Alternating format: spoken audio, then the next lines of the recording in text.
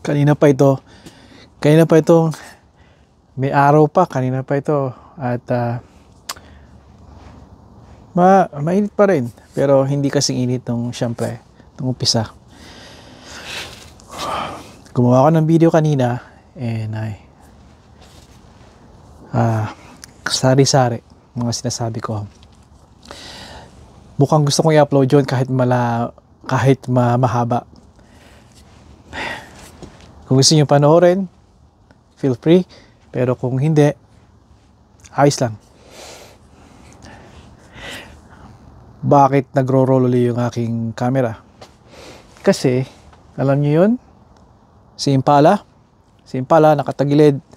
Kasi, tinapalan kong maingay na ulit yung kanyang, sa gitna ng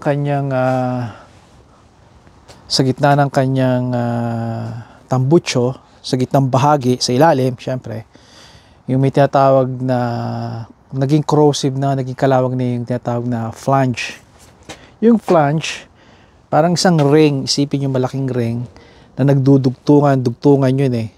Dugtungan yun mula sa catalytic converter, at umpisa uli yun ng panibagong shaft or pipe. Galing sa catalytic converter, ito yung driver side, at yung pipe. Dugsungan yun, sa gitna nun, sabihin nyo na may kumikipit, may umiipit. Parang ganun ang idea. Flange ang tawag doon. Nung bago pa ako nag-fix niyan, at syempre, I'm very fortunate na meron akong mga kaibigan dito at kapitbahay na rin na mga mechanic. Sa atin ang tawag doon ay anong tawag doon? Master mechanic, parang master electrician, di ba? I'm not sure kung they still use that word these days, pero mukhang hindi na, especially mga woke people lang ng ngayon, napaka-liberal na ng mundo ngayon. Pero yun ang tawag natin doon. At ang tawag ko, sabi ko flanger. Flanger. Sabi nila flange. Lenny, flange. Okay. Kukuha ko ng parts na yon at papalitan ko itong Impala. Siguro next week, or kapag napaso na or nag-crumble na uli yung nilagay kong nilagay kong JB Weld na parang epoxy. Pero kung hintayin natin yun, fall na siguro, or late summer or mid-summer, ganon, bago magapok uli yun. Kaya, we'll see. Kaya nga, tumagal lang mahigit 2 taon itong sasakyan na pinapatsyan ko lang. Kasi ang purpose ko talaga noon, magkaroon ng content sa kabila kong channel. At marami akong, I think yun ang pinakamataas kong views dahil doon sa pagpapatsi na yun. And kayong mga kaibigan ko, hindi kayo maniniwala sa dami ng mga taong nagtatry na i-fix nila yung sarili ng sasakyan. Successful yung iba hindi. Ang realidad niyan, kapag hindi tama talagang fix, hindi nagtatagal. Ang gusto ko ipakita dito ay marami sa inyong bumibili ng sasakyan na second hand. Again, marami ako experience doon na gusto kong ibahagi. I think ito magiging walang katapusan na diskusyon bago ba sasakyan o luma. Kung titingnan nyo yung aking mga lumang mga videos, you know where I stand. And kasamahan ng napakarami kong mga kakilala na these guys are really sila ang nagpapatakbo ng mga bus dito sa Toronto. Sila ang kapag nasira ang bus trucks ng Toronto TTC. Kayo mga naka-Toronto, do you catch TTC buses at saka Viva bus? Well, dalawa dito na mekaniko dito nakatira. Very fortunate na naging kaibigan ko at kapitbahay. And we discuss cars because we love cars. I'm a Chevy guy. And yung isa ay about mga Japanese car. I'd say Japanese car siya. At yung isa naman doon ay European cars. Kaya may pagkakaiba kami. Sila nagturo sa akin. Pero hindi yung turo na ako nang gagawa, panoorin mo ako. Nope, sila nagturo na itong gawin mo, Lenny, itong gawin mo. Come on. At ako ang naglaliabe. Ako, kamay ko. Okay? Sila nagsasalita. At kapag medyo komplikadong lahat, let's say, siyempre sa umpisa, yung mga kailangang i-check, pagkatapos ng gawa ko, dino-double check nila just to make sure. Even if they have to use a socket or wrench para double check yung tamang torque, tamang pihit, tamang mga sila. I'm very grateful. Every time nabigyan ko sila ng credit, nagpapasalamat ako. Umiiling lang sila. Ang sabi nila, ang sinabi ko lang ay gawin mo to. Ikaw lahat ang gumawa niyan. Again, nagiging mabuti lang talaga sila sa akin. I guess dahil mabuti rin ang samahan namin. Balik tayo sa used cars. Used cars, kapag bumibili kayo ng used cars, I'm talking about ang pinaka-importante pag nandito kayo sa North America na merong winter at gamit nila corrosive na asin sa road. Kapag gumagamit kayo ng, tabi natin muna yung new car, okay? Yung komplikado lahat eh. Used car. Doesn't matter kung anong year siya, kahit isang taon lang.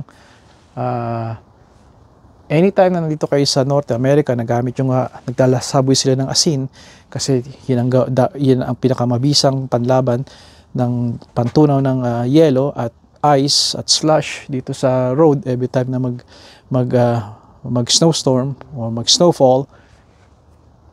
Asin ang tinatapon nila. Minsan hindi sila nagpa-plow, they just throw asin, they just throw salt.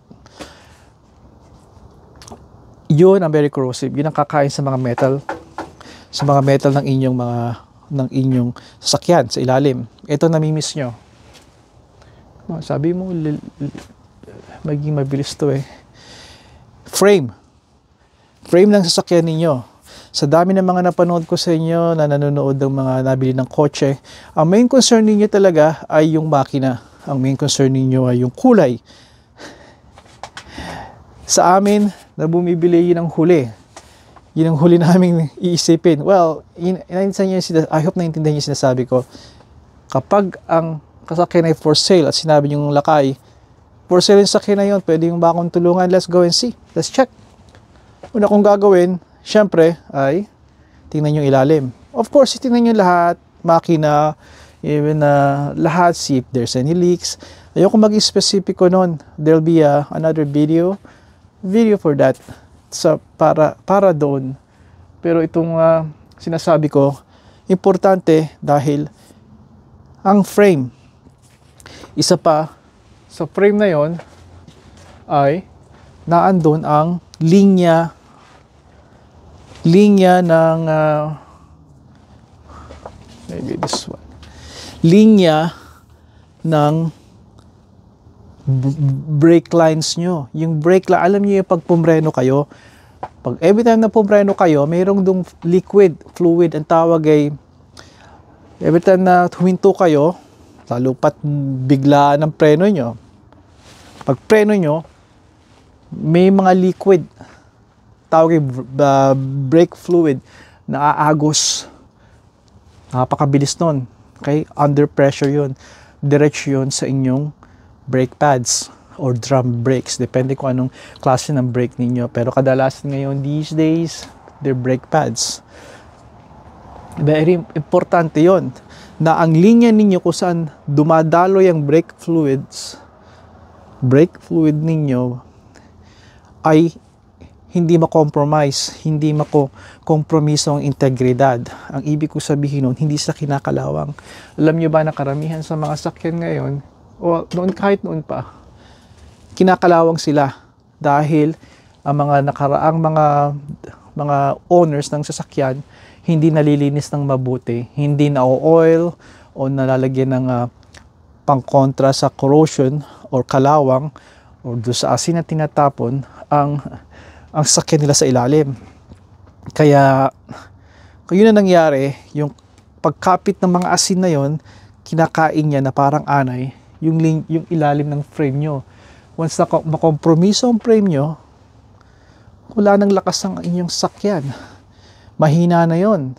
Nakompromiso na ang kaligtasan ninyo sa pagmamaneho. Isipin nyo ang frame, yun ang pinaka-importante sa lahat. I know, frame ako, nag-jump ako sa frame, and let me start again. Frame ng sasakyan at yung brake fluid. Makikita nyo sa ilalim ng sasakyan at yun ang madalas mag-neglect. Parang tao na hindi nyo nalilinisan lagi, o hindi kayo, ha? Ang paa nyo, ang paa nila. Di ba?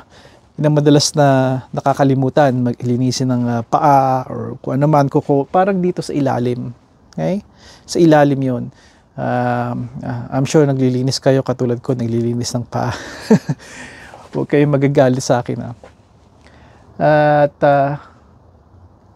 napapabayaan ng mga asin doon na eventually nagiging sanhi ng kalawang at pagkakain sa bakal. Kalawang kakainin ang bakal. Kaya ang frame nga makokompromiso. Kayo yung titingnan ninyo. At since nandun kayo sa ilalim, kung syempre tama dapat na huwag kayong masasuot sa ilalim kung wala kayong hindi niyo sinasalang-alang ang pagkakaligtasan ninyo. Kung sa kotse, mahirapan kayong sumuot at makita talaga ang buong frame. Pero kung sa mga pick-up truck, posible, lalo at mataas ang clearance, mataas yung truck or SUVs. Pero kung pinakamaganda niyan ay meron kayong lift. I-check nyo talaga yon sa mga local shops, may lift yon, nalilift nyo yung sakyan at nalilift na mga ganito kataas ang taas ng sasakyan. Para yon makikita nila, may flashlight sila, nakikita nila ang buong kabuuan ng ilalim ng sasakyan. Importante yon. Yon ang kailangan yung makita pag bibili kayo ng sasakyan. Isa yon. Ikalawa, since nandun na nga kayo, ay yung brake lines, titingnan ninyo kung anong integridad niya, kung kinakalawang na ba. Kasi alam nyo, kapag yan ay nangalawang, magkakaroon kayo ng leak. At once na maubusan kayo ng brake fluid, kasi natulo, ano ang mangyayari? Mawalan kayo ng preno. Pag wala kayong brake fluid, wala kayong preno. Sandali, nakarinig ko na si mother-in-law.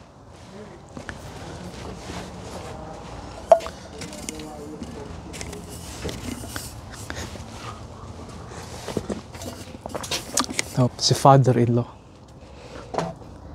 Kasi itong kotse nga, nakataas, pinapatuyo ko yung itong nilagay ko. JB Weld. Tuyo na yan.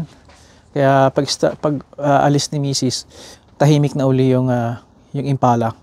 At ilang linggo bago mag-crumble yon na parang toasted bread.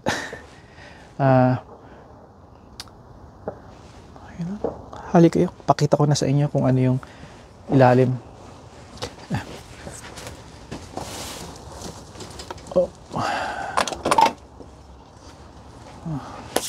Marami pa akong i-share sa inyo.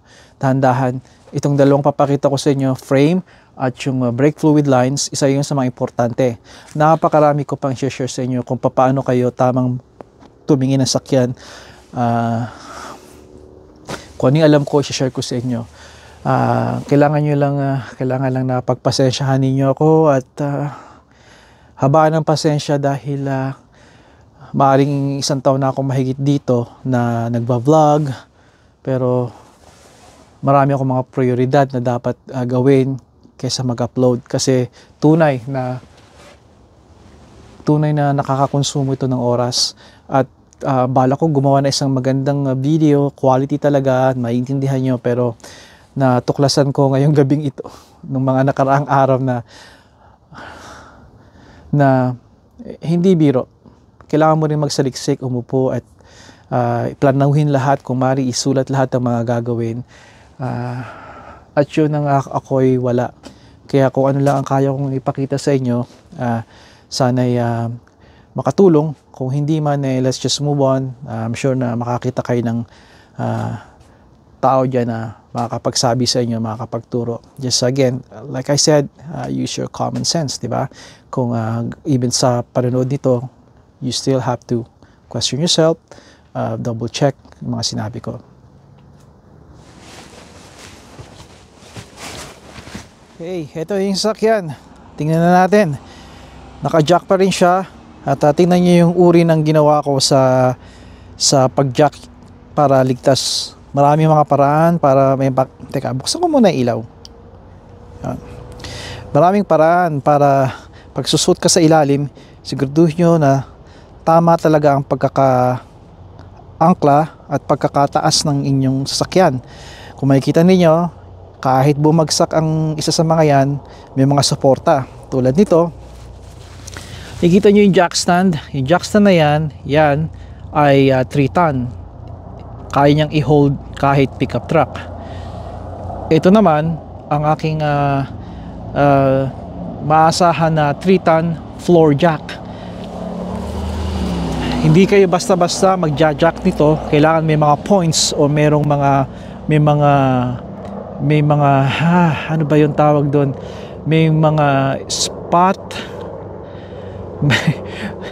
paano ba sa Tagalog yung may mga lugar kung saan ilalagay nyo yung mga yan, dahil kung hindi masisira ang inyong sasakyan, dahil ito ay hindi ito one frame. Ibig sabihin hindi buo ang frame nito. Meron sinatawag ito, may tinatawag ito na mga points kung saan nyo ilalagay ng tama at ligtas ang mga floor jack at jack stand. Okay? Subframe to, meaning hindi nga siya buo. Saka natin pag-usapan yon. Ito ay expand ko, ano ko nga yan. Makikita ninyo, meron ako ditong bato na kung sakali mag-fail yan, garantisado i-hold niyan ang gulong, ang weight ng buong sakyan. So hindi ako makakrush or mapipit-pit sa loob. Yan ang importante. Kaya hindi ko to basta-basta sasabihin sa inyo i-jack nyo yung jack, kasi karamihan sa inyo, okay, sa mga nakikita ko I have no clue about cars. Kaya kailangan ko maging diretsahan sa inyo. Huwag kayong mag-fool around sa ilalim nito just because meron kayong jack, may jack stand kayo, just because kaya nyo i-lift ng sakyan ninyo ay gagawin ninyo. Kailangan matuto muna kayo. Ito importante. Sabihin nyo nang malupit ako magsalita sa inyo, mas mabuti na yun kaysa madisgrasya kayo. So, wala kayong alam sa pagpapalit ng gulong or wala, then kailangan nyo ng extensive, kailangan nyo ng todo ingat. Kung maaaring gumastos kayo para turuan kayo ng professional tulad ng mga mekaniko, give them $100 to show you how to do this couple of times or so or more, then do it. Kung talagang interesado kayo na i-maintain na inyong sasakyan. Okay ba? Dahil hindi nga biro to. Okay? Hindi biro. May mga namatay na dito, bumagsak, nabagsakan at hindi biro. Again, itong bato na to, ang option mo, pwede mo ritong gawin, meron din ako noon, pero itong available sa akin ay rim. Alam niyo itong rim? See that rim? Teka. Papakita ko lang na dumidikit ang aking floodlight. See this rim? Yung rim na yan, marami niya sa mga junkyard or sa mga tire shop. Pumunta kayo doon, sabihin niyo, hey, may pinagbibili ba kayong rim? Kasi interesado akong bumili kayo ng dalawa. Kung interesado kayong mag-jack, magpalit ng gulong, makakatulong to sa inyo. Okay? I would go and get 4 kung talagang interesado kayo, pero 2 is good. 2 is enough. Dahil ito, kapag rim ay pwede nyo siyang ilagay, pwede nyo ilagay ang rim dito. Okay, kung ito ay naka-jack, pwede nyo ilagay sa gitna or somewhere kung saan kayo mag-work. Kung dito, ilagay nyo medyo dito. Tapos yung kabila ay doon, rim din. Nakahiga yung ganito. Okay, yung rim. Bakit? Dahil ito, sakali mang bumagsak, kung anumang dahilan, ang rim na yon na nakalagay dito, nakalatag sa gitna, sasambutin niya ng inyong sasakyan. Okay? Isa yun sa mga tip ko at ginagawa naming mga mekaniko. Of course, feeling mo mekaniko ka, hindi ka naman mekaniko, wala kaya. Well, kung panonoorin yung mga channel ko, you will see ko ano yung mga ginagawa ko talaga sa sasakyan. At yes, kung bago lang kayo dito sa channel ko, hindi ako mekaniko. Kaya, at para doon sa mga nagkiklaim na mekaniko sila, you still have to double check. Maging maingat pa rin kayo sa mga payo nila. Huwag kayo basta-basta makikinig. Ano pa bang sabihin ko sa inyo? Meron pa akong sabihin eh. Yung halaga ng, kaya nyo maka-afford yon kasi ang halaga ng used rim, di ba? Ang halaga ng used rim is only $5. Kung medyo makapal-kapal, kasi iba dyan, malapad, di ba? Pag malapad yung gulong nyo, malapad din yung yung rim nyo, mga gano, I would say $5 to $10. Kung okay ng dalawa, okay na yun. Let's just move on. Alam niyo na sinasabi ko. Really? Pero dito tayo sa...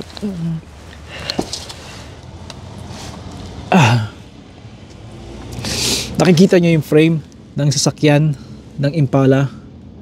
May nakikita ba kayong kalawang? Well, hindi count yung tambucho. Yan ang tambucho. Still, that is solid. Solid pa rin yan. Yung mga joints niya nagngangalawang eh. Teka, sabihin ko muna sa inyo ginawa ko dito. Kita nyo yan.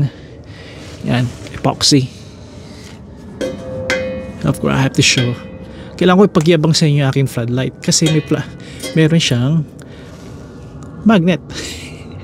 Dahil siya na kayo ha. Mababa lang kaligayahan ko. You see that? Matigas na siya. Ko-close up ko sa inyo. Yan ang flange. Yan ang tinatawag na flange. Itong mahaba na parang saucer type na to na oblong oval. Okay? Yan. Napapalitan ng buo yan.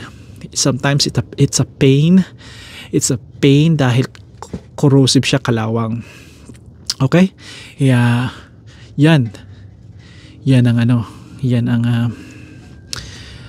ang titingnan ninyo. Yan ang mapapalitan ko. Kaya yan ang unang mga nasisira sa tambucho. Pero itong mga to, yan, yung mahaba na yan. Kailangan ko ipakita sa inyo. Yan, mahaba na yan. Yan. Hindi talaga yun na nabubutas. It takes years talaga. Let's see. Nakikita nyo yan. Yan parang tubo na yan. Yan ay, teka, ipapalawakin ko nga. Yan. Yan tubo na yan. Yan ang tinatawag na catalytic converter. Cat ang tawag nila, pusa. Cat. Yan, catalytic converter yan. Okay? Yan ang importante yan sa sasakyan. We're not gonna discuss detail about that. Ang sumunod naman yan, na parang ito naman, tambucho. Hindi yung tambucho. Parte yan, bahagi yan ng exhaust system. Ang tawag yan ay resonator. Yan ang resonator. Okay? Yan ang resonator. At itong nasa dulo dyan, tigalwa dyan, ay tambucho, muffler. Alright? Kaya, yun. Okay. Frame. Ito ang frame. Kita nyo? Yan ang frame. Yan ang frame. I don't know. Yan. Yan ang frame ng kotse. Yan ang importante. Okay? Yan. Kabuwang yan. At doon sa kabila rin. Okay? Titingnan nyo yung mga yan. Yan. Kita nyo parang kahoy na yan. 2x4. At iyan ang frame. Okay? Yan lang ang bahagi. Okay? Sa mga lumang sasakyan tulad ni Caprice, yung kotse ko, full frame yon. Ibig sabihin, isang buo yon. Okay? Kung nakita nyo, may mga dugsungan to. Ang tawag dito, subframe. Pero safe pa rin siya. Pero para sa amin, gusto namin ng mga sinauna dahil isang solidong frame yon, isang matigas, isang walang tugtungan yon, isang buong. Kaya ito ang titingnan nyo kasi itong kinakalawang. Imagine nyo nagdadrive kayo, ito yung gulong, di ba? pumapalo dyan, natitilapsikan yan ng mga asin. Hinilinis nyo ba yan? Kasi kayo, para kung tatay na sinasabihin yung mga anak, no? Kasi napapansin ko karamihan sa inyo, concern ninyo ay yung katawan, yung bubong, yung hood, yung ibabaw ng kotse. Pero nane-neglect yung importante. Itong ilalim, ito talaga ang inyong lilinisan, nire-rinse nyo. At yung mga gamit ninyo na spray, hindi talaga aabot dyan. Kaya, pero it will help kung doon kayo sa mismong car wash, kung saan merong underbody wash. Kasi meron yung spray na sa ilalim. Nakakatulong yun. Kaya i-consider nyo yun. Lakay, mahal kasi yun. Well, I will tell you something. Yung bibigyan ko kayo ng idea kung paano kayo makakatipid nun. Pero saka na yun. At ano pa bang sasabihin ko sa inyo? Yun. Oh, yeah. So ito yung frame. Kaya pag bumili kayo ng kotse, make sure na walang kalawang yan. At kung may kalawang, normal lang yun, wag lang talamak. Wag lang talamak to point na nakompromiso ng integridad niya. Kasi ito nagdadala sa inyo eh. Itong buong sakyan. Pag tumama kayo sa pothole or even yung mga aksidente, baka mag-collapse yung sakyan ninyo dahil marupok na itong frame. Imagine nyo agad sa tao, ang frame na to ay buto natin. Pag marupok ang buto, alam niyo naman, di ba? Bali-bali. Talagang mahirap. Ikalawa nga palang sabihin ko sa inyo ay yung brake line. Okay, ito yon. Kailangan ko ng flashlight. Yan, kita nyo yan. Ito, kita nyo yan.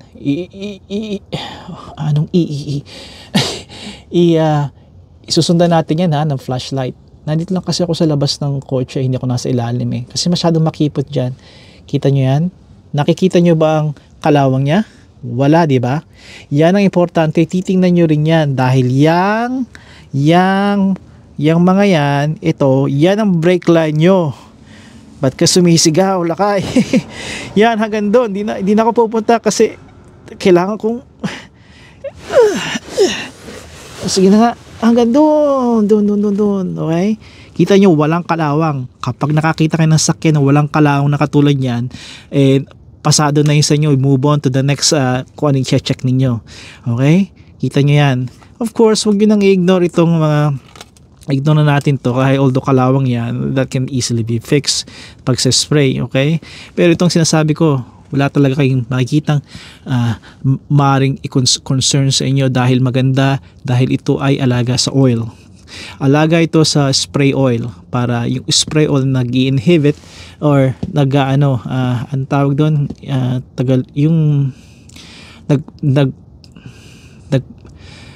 nagpapaalis, nagpapalayo sa nakakapagpatigil ng pag-umpisa ng kalawang niya. Okay? Kaya again, pinaposisyon ko yung kamay ko. Again, importante. Ang yabang naman eh. Nakadikit. Again, importante. Frame. Kailangan malakas. Kailangan walang kalawang na napakarami. Kung may nakita kayong kalawang, okay lang yan. Kung may nakita kayong kalawang dito, okay lang yan. Huwag lang talamak. Ito, see how smooth? Okay? Of course, meron yung grease. Kapag may grease, mas mabuti. Okay? Kalaban nyo ng pinaprotektahan nyo sa mga corrosive. Okay? Yung talamak na, kapag niran nyo yung daliri ninyo, very rough. Okay? Na maaaring mas matusok pa kayo dahil natutuklap na yung kalawang. Masama yun. Huwag nyo kunin yun dahil hindi naalagaan yun sa ilalim. Alright? Importante yun. Importante. Marami pa akong ipapakita sa inyo pero sa ngayon at least alam niyo ang dalawa yung pinaka-importanting titingnan nyo. Yung frame at yung brake line. Importante yun. Alright? Of course, marami pa importante pero ito ang isa sa mga top. Alright? Okay? Hanggang dito na lang muna at talagang sobrang tagalan ito. Okay.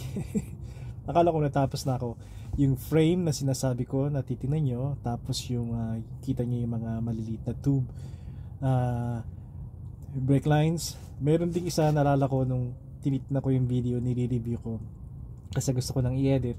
May naalala ko na may isa pa na titingnan ninyo. Yun ay yung fluid, yung fuel lines. Usually ang fuel line nakatuck in dito sa mga, usually nakatuck in yan dito, okay, somewhere. Pero depende sa sasakyan kung anong klaseng sasakyan, depende nga yun. Pero minsan exposed yun, kita ninyo along sa side ng ilalim. Kung dun sa kabila pinakita ko yung brake lines, maring sa kabilang side yung fuel lines, titingnan nyo rin yun. Minsan magkasama sila. Now I am not sure kung yung pinakita ko sa inyo na brake lines ay kasama na rin din ng fuel lines. I doubt it, pero without schematics hindi ko masasabi kasi hindi pa na ako nagkakaproblema sa mga linya nito. As you can see, walang problema, di ba? Maganda, walang kalawang. Gusto ko lang ipagbigayan at tatlo, yung frame ang titingnan ninyo at yung brake lines at fuel lines. Yung tatlong yun easy na makita nyo sa ilalim ng sasakyan. Okay, yun lang. Tapos na ako. Kailangan ko na pumasok. Hinihintay na ako ni Mrs. T. Alright. Ayan. Kaya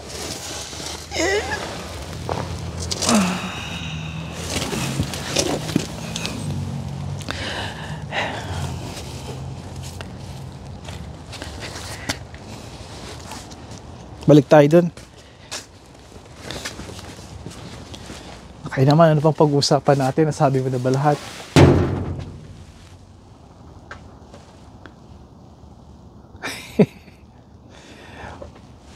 Ang yabang ko, ano?